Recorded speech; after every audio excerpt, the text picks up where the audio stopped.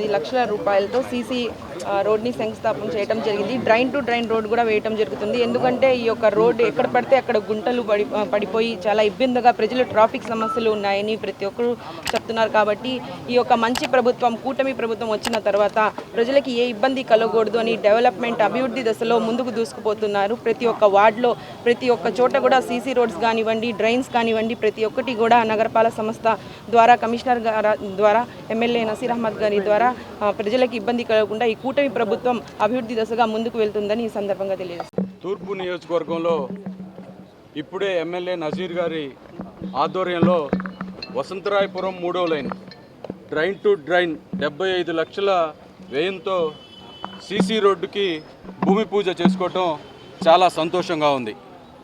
రాబోయే రోజుల్లో శంకర్ విలాస్ ఫ్లైఓవర్ ఎప్పుడైతే భూమి పూజ చేసి ప్రారంభమవుతుందో ఆ ట్రాఫిక్ అంతా ముందుగానే ఇటు డైవర్ట్ అయ్యే అవకాశం ఉన్నందువల్ల ఈ రోడ్లన్నీ ముందస్తు ప్రణాళికతో అభివృద్ధి చేసుకోబోతున్నాం. కూటమి ప్రభుత్వం అంటేనే, చంద్రబాబు నాయుడు గారు అంటేనే అభివృద్ధికి బ్రాండ్ అంబాసిడర్. మన రాష్ట్రంలోనే కాదు, మన జిల్లాలోనే కాదు, దేశవ్యాప్తంగా చంద్రబాబు నాయుడు గారంటే అభివృద్ధికి ఒక బ్రాండ్ అంబాసిడర్ అని, ఇలాంటి మరిన్ని అభివృద్ధి కార్యక్రమాలు మున్ముందు చేసుకోబోతున్నామని చెప్పి అమరావతి నగరాన్ని కూడా అంతర్జాతీయ నగరంగా తీర్చిదిద్దుకోబోతా ఉన్నా అని చెప్పి ఈ సందర్భంగా తెలియజేస్తా ఉన్నా.